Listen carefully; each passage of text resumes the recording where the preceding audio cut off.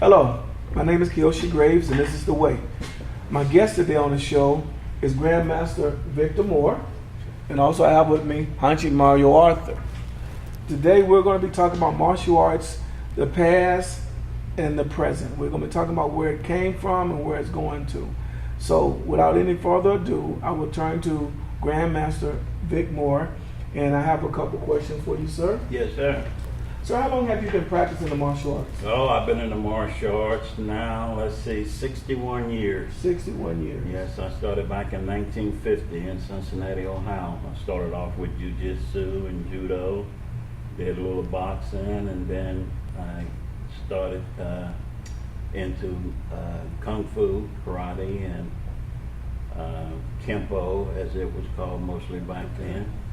And just been going ever since. All right. Do you have any favorite martial arts, or do you think one martial art is superior over another? Well, personally, yes, I like the Kung Fu system the best. However, it's not the style, it's the individual. But as far as the work and craftsmanship of the different style, I prefer the Kung Fu system. However, my main style is Shorei, Okinawa karate. A lot of my students say, well, Grandmaster Moore, why do you teach Okinawa karate instead of Kung Fu since you like Kung Fu? Well, Kung Fu is a lot harder to learn. Okay. You're working on one technique for months and months, and Americans is not going to spend that much time on one technique. So that's why you work with have a business. Plus, it's a lot harder. The discipline is a lot stricter. And I'm already one of the strictest karate instructors in the country, at least they say. Yes, sir. So, yes, sir. I come from the old school, where the discipline was very strict. My instructor is Dr. Robert Trias. He's passed now. And he carried on the same strictness as some of my first senseis. And even my judo instructors and jiu-jitsu instructors were just very, very strict. And, you know, when you look back in the 50s and the 60s, it was all about the strictness. The instructors, they didn't try and see how many students they could get. Okay. They wanted to see how many students they could get rid of. Wow, that's kind of different than the way it is today, because a lot of dojos, they try to like a McDonald's dojo, you know, get them in as many as they can, make a big profit, and a lot of them don't really care about the child. It's very interesting finding out how the old instructors would do things to get it was for quality, over quantity. Is that what you're saying? Every bit of it, yes, sir. If a person said they had 20 or 30 students, they would look at him like, you must be giving it away, or something. You're not teaching anything. Okay. And I says, well, I got 12 and I'm trying to get it down to 6 now. You know, yeah, right. Oh, you know, wow.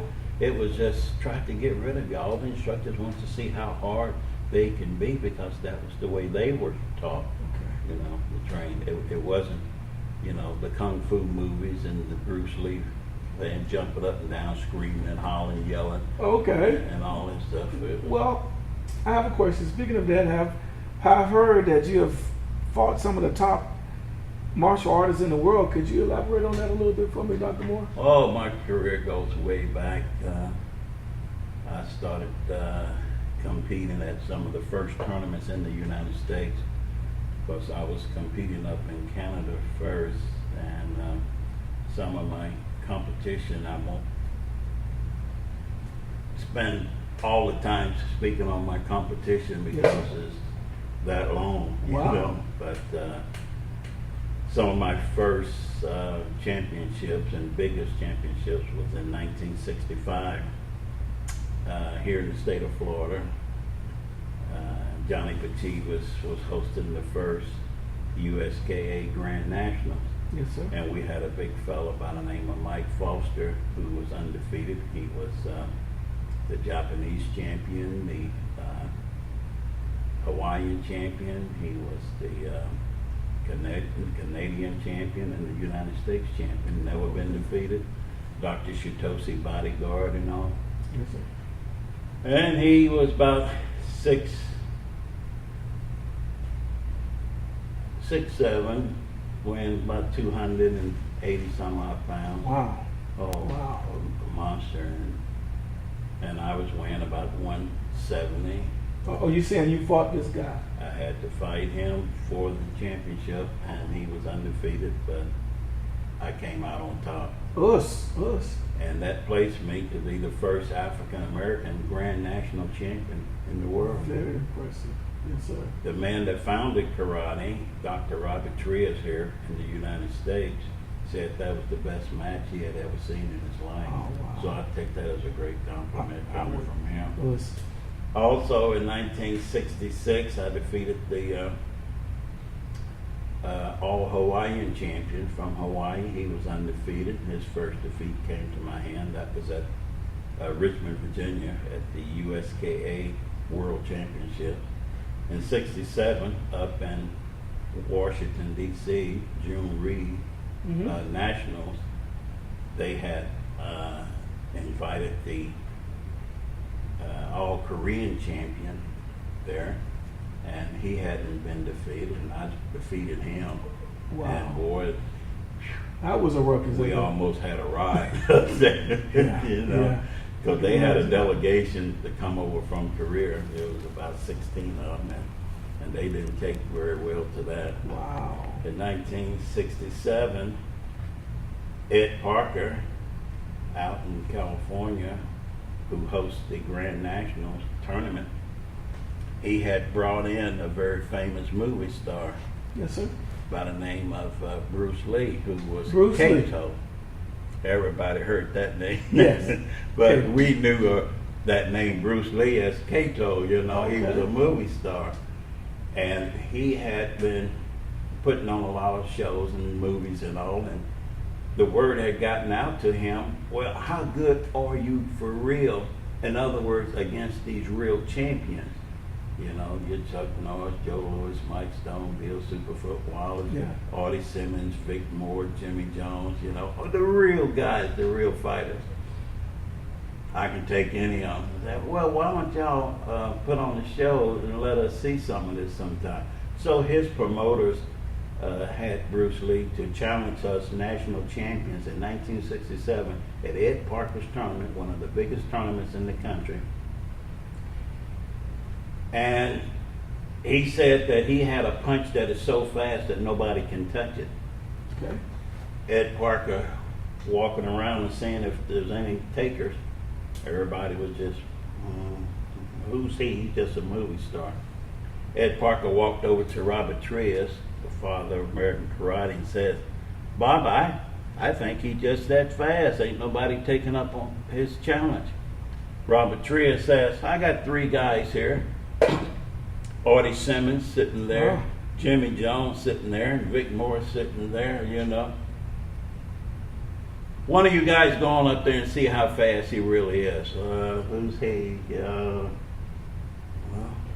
maybe he's just that fast. Master Trias said, Victor, get up there. Vic, get up. Oh, yes, sir.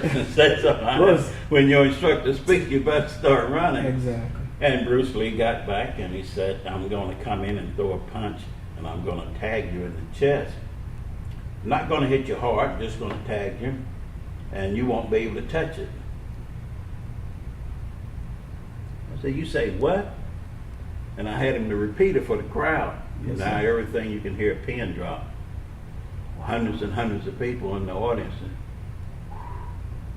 He says, you ready? I said, yes, I'm ready.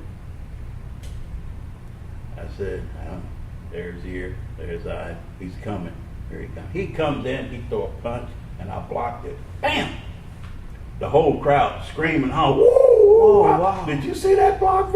Wow!" Bruce Lee, we'll try one more time. Okay. Got back, says, you ready? I said, yeah. I said, now, how's he gonna do this?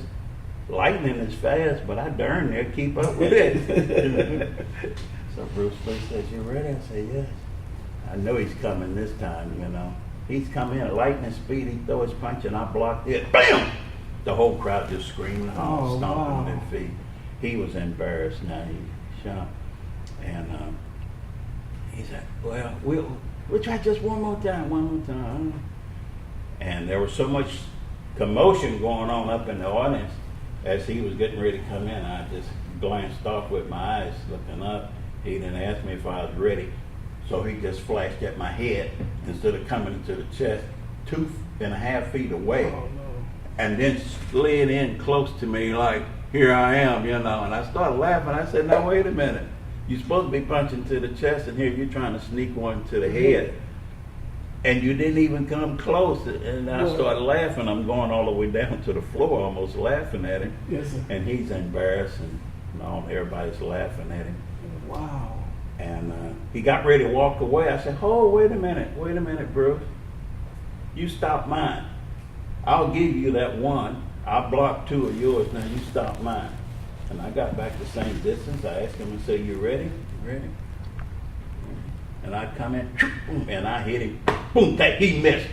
I said, Wow. I said, we'll go one more time. And he said, yeah, okay. And I'm getting like, you ready? He said, yes. And I come in at lightning speed, boom, and I hit him harder, boom, hit him back, and he missed. I said, oh my God, I'm faster than the Green Hornet. So he was really embarrassed, and it showed on his face, and everybody was laughing. Well, we don't hear that story. And I said, well, come on, we'll go one more time. No, that's okay. You're fast. Wow. You're the fastest American I ever seen. I said, well, you went 3 times. I'll go 3 times. Well, okay. So, feeling so sorry for him from my Christianity. Yes, sir. I said, let me just throw a regular punch and see if he can stop that, which he did. So that's why I said I beat him 5 out of 6. Wow. Yes, Or 4 out of 6, giving him that one that was 2.5 feet away. Well, his promoters take that one punch that's 2.5 feet away that he struck at and show it over and over and over, and had the audacity that says that Bruce Lee beat the world champion Vic Moore by throwing 8, 9 punches at him, and he couldn't touch none. Oh, wow. How did you deal with that? Well, for years I never said anything till the guy started showing it on YouTube and all. Okay. And I said, well, Frank Duke out in California, who the movie Bloodsport was about, he first brought it to my attention. He says, that one punch was 2.5 feet away, Vic. I said, yeah, well, I know it. He said, but he never even came close. He said, slow it down and go frame by frame, and you'll see him fully extended, and then he do a Hollywood trick to try and step in like his body is close enough that he could have hit. And I did. I put it in my recorder and I taped and slowed it down with frame by frame and froze it, and you can see he's 2.5 feet away. Then there's some lines on the floor. You can tell he never even crossed the line to come close. So we started letting the facts be known. But yet now, he was a good actor. I like to see him act. Okay. I'll make some of that noise sometimes, not when I'm fighting for real though, okay, but around the house with my son.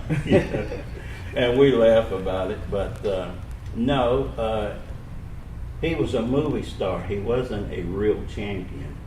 Okay. He never fought. Nobody can name any tournament or anyone that he defeated. Now, to be a champion, as people say, he's the world champion. He's the world's best champion. It is. I say, well, wait a minute. To be a champion, you had to have fought. To be a champion, you had to have fought. And if you fought, you had to have won. Yes. To be a champion. How you going to claim to be a golf champion and you never competed against Snead and Woods and all the guys, And makes sense. You may know how to play golf, but how you going to claim to be the world's best basketball player and you never went up against the guys, Mm-hmm. Well, that's the same way it is in karate. You can know karate, but to claim to be the best, to be a champion, to be all this, you had to have fought the champions. To be the best, you got to beat the best.